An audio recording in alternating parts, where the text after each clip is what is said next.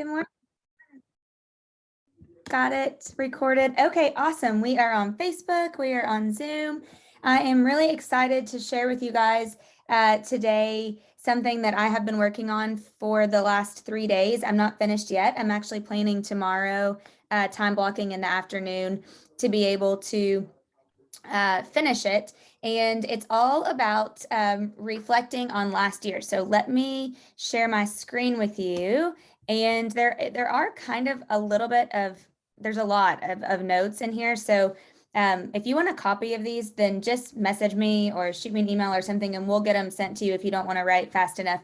But first, we want to start with saying one thing that you are grateful for from the holidays. So type in the chat box one thing that you are grateful for from over your holiday time. And I would love to see what those are. Don Aldrich, I think this is the first time I've never seen you in a collared shirt or a sweater. Well, sorry about that. Love it. Living on the edge. I love it. I love it. I've never seen you in a t-shirt. I love it. Well, I'm still unpacking. Okay. Yes, I know the feeling.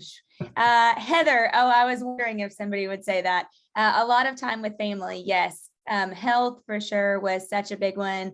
Oh, Milton, surprised your mom in Texas. That's awesome. Love that. Love that. One of the things that I was grateful for is I had a goal all year of seeing my cousin, Anna, and I hadn't seen her in like almost 4 years. Just because of COVID, and then just we live far away from each other, and just a lot of things were happening that were keeping us apart. And by the end of the year, I really, really wanted to see her, and we could not get our calendars to align. And we tried in the fall, we tried in the summer. She has 3 kids, and it was a lot. So anyway, she was driving to Florida to see her mom with her boys for Christmas. And they ended up stopping halfway on Christmas Day in Charleston and spending the night with us. So we got to hang out, and I was really excited to get to be with her, which was awesome. So time with family was such a huge one. Oh, yes, Caroline, that's awesome. Yes, that was great time to do it. So I want to start with telling you guys today a lesson that I've been learning from John Maxwell. He's done he spoke part of it on one of his recent podcasts. But it's kind of about like goodbye to the last year, saying goodbye to your last year before you can start fresh with your new year. And it gives you 7 action steps that you should do. This is the first year that I've actually done this in its entirety. And I would honestly say, even if you took like 1 or 2 of them, you're going to be way far ahead of what you have done before. He starts by saying, if you don't deal with yesterday, you won't be able to see tomorrow. Type in the chat if you love a new year. Like, who likes to start fresh and you love a new year?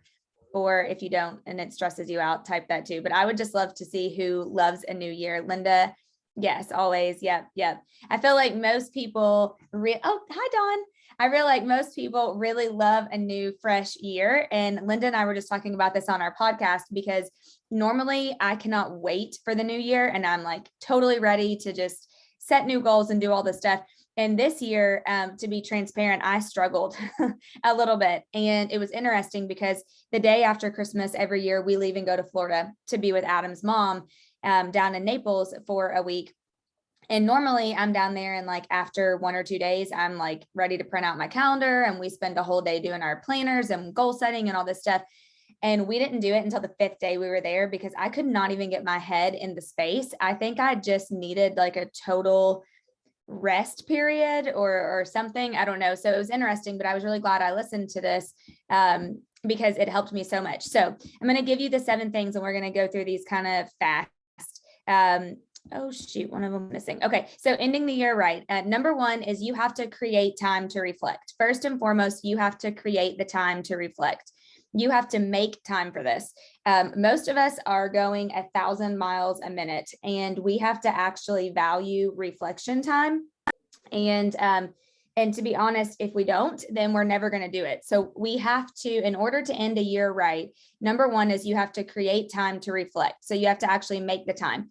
There are 3 questions for reflection. I have no clue why this 3rd one didn't show up, but the first one is, what do I feel about last year? So this is like an intuition area, and he wants you to think about, particularly in your giftedness, what did you feel about last year? Did you feel happy and you felt like things were great? Did you feel like you were stressed and anxious and you were scared, or what did you feel? The second question for reflection is, what do I know? So these are the facts, like what actually happened last year in your life that are facts. And then the third one that's not on here is, what do I think? And these are the possibilities from last year. So he said, good thinking takes everything to a higher level. So if you can ask yourself when you reflect, what do I feel about last year? What do I know? And what do I think? Then that's going to automatically put you in a really great spot to be able to reflect on your previous year. The second thing to end your year right is, John says you have to prepare your materials. So there's 3 things that you're going to need when you reflect and prepare. The first one is your calendar.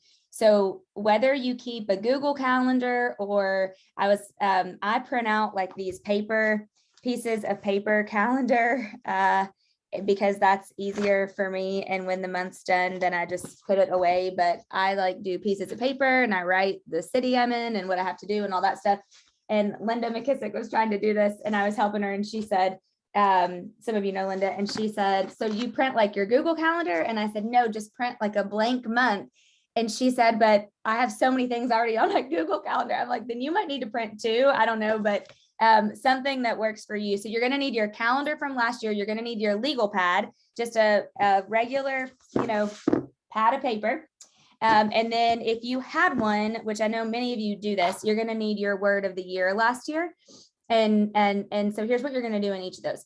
For your calendar, the first thing you're going to do is you're actually going to look for your victories. Where did you win last year? When you look at your calendar, what were some things that you were like, man, this was great? And it doesn't have to be business. It can be personal.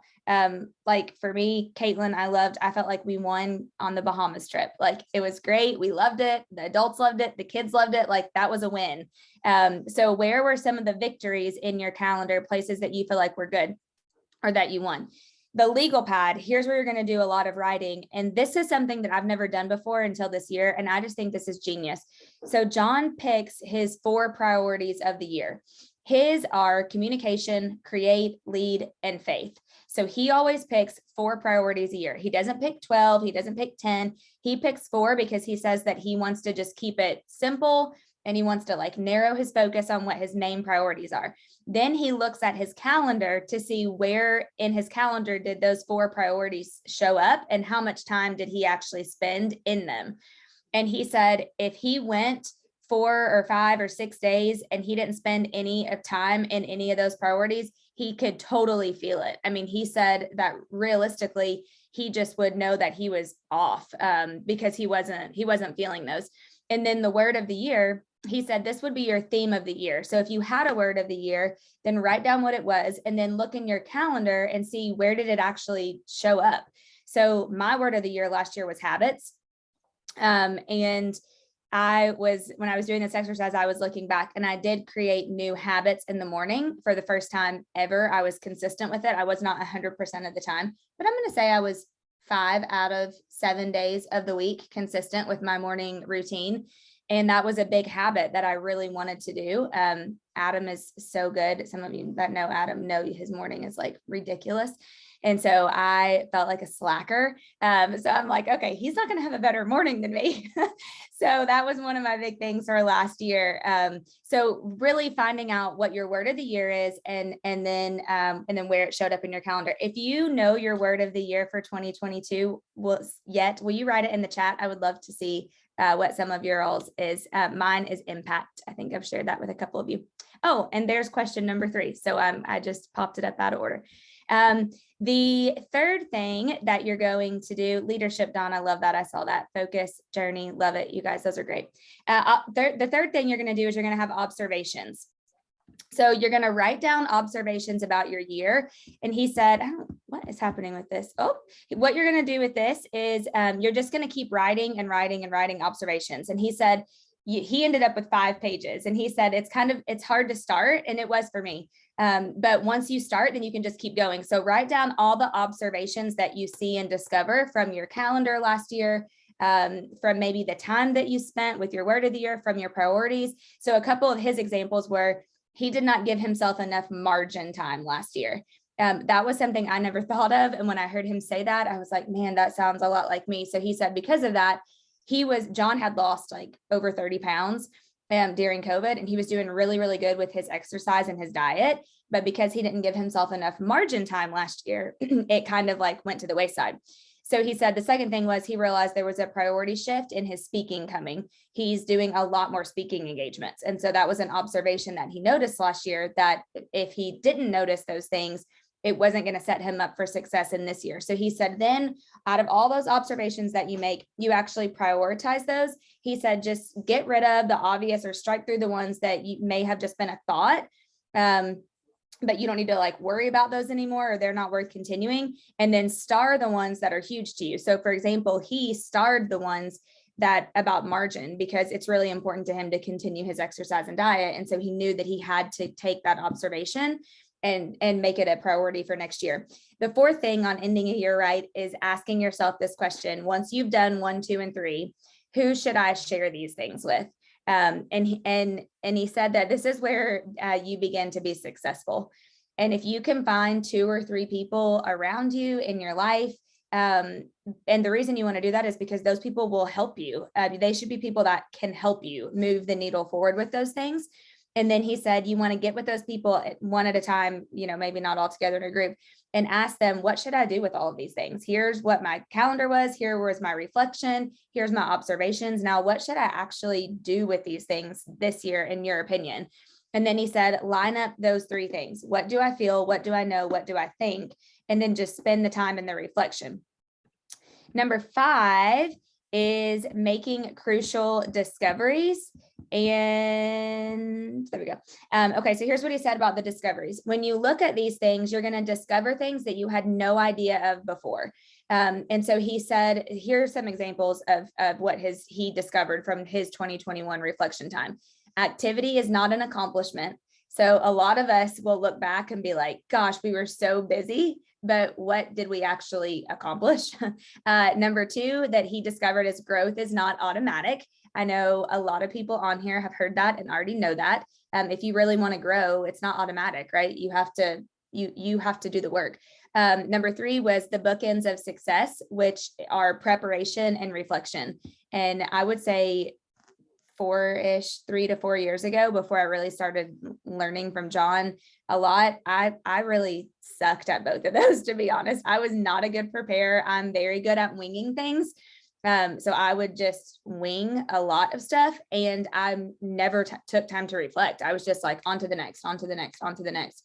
And really the bookends of success are preparation and reflection. He said the 4th one was reflection actually turns into insight, which is everything we're talking about today. When you're reflecting on your last year, it's actually turning into insight. And then I like this one. He said the fastest doesn't win. It's the person who starts first. And I think that is a really good discovery. So he said, go through, make some discoveries, and then what discoveries can you make from your actual calendar that can help you with the next year? Because this is the quote that I started with that I just love, but if you don't deal with yesterday, you won't be able to see tomorrow. And a lot of times, if you guys are like me, you're so into the start of the new year that you don't even take the time. Maybe you do. I don't know. I never did. You don't take the time to go back and really use last year as setting you up for success to see tomorrow for the next year. The 6th thing out of the 7 things to end your year right is to then you get into planning mode. So John really advises you to ask yourself these questions based off of all your reflection from your previous year. What must change? What must be fueled? Meaning, like, what are you going to give gas to? And then who is going to be responsible for this? Do we need to hire someone else? Or do you need, and that might not even be in your business. That might be in your personal life. One of our goals for next year is to eat clean. Some of you know I've been on this rant of I listened to this podcast and it like sent me to Whole Foods to spend $604. And it just, I know, Dawn, it's what, yeah, I cleaned out the entire fridge, I threw everything away. Like, we're eating ketchup that's not Heinz. I mean, it's been a real life adjustment. And I really want to continue to eat clean. And so one of the things that Adam and I talked about is we might have to hire somebody to make meals for us a couple of days a week this year, because it's when I travel and when he has the kids, like it's hard to do that to do that every day and every week and all of those things. So it might not even be in your business. It might be just in your personal life too.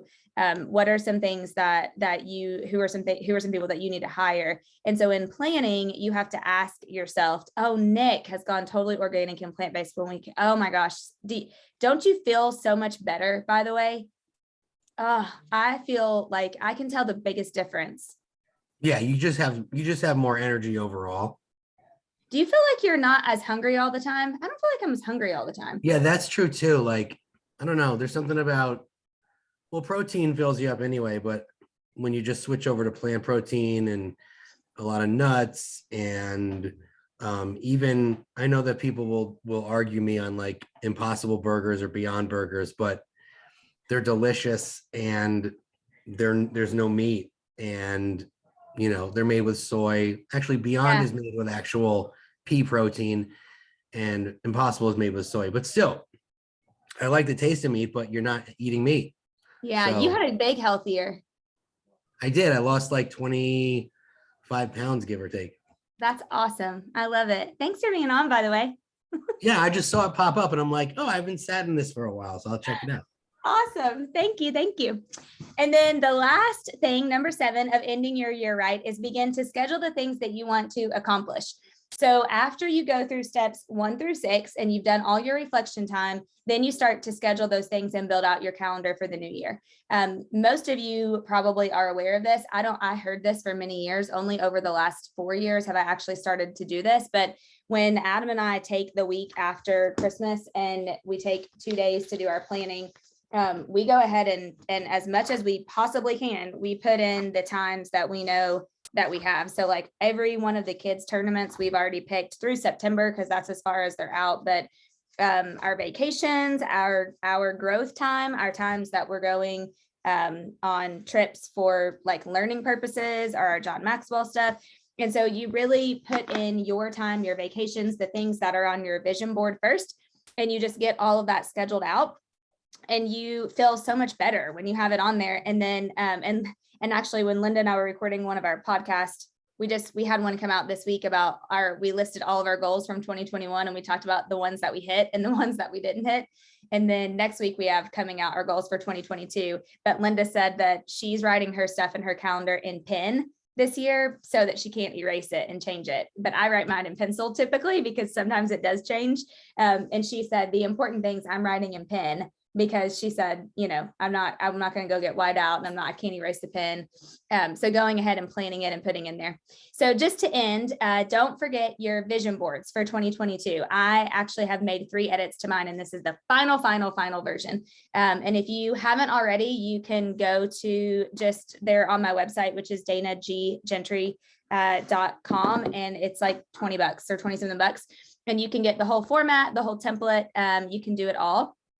And I am really wanting a Tesla. I averaged 22 hours of driving a week last year when I did this, and that was a lot. So I'm trying to think outside of the box with my driving. I know I still would have to pay attention, but they really do drive for you, which is kind of cool. So I think Sarah Woody, I don't know if she's on today, but I think she's finally talked me into it. Okay, Nick, you'll have to send me some of those things. But don't forget your vision board for 2022. And one thing I would love to do is really quickly before we end, if you had an aha, will you type it in the chat?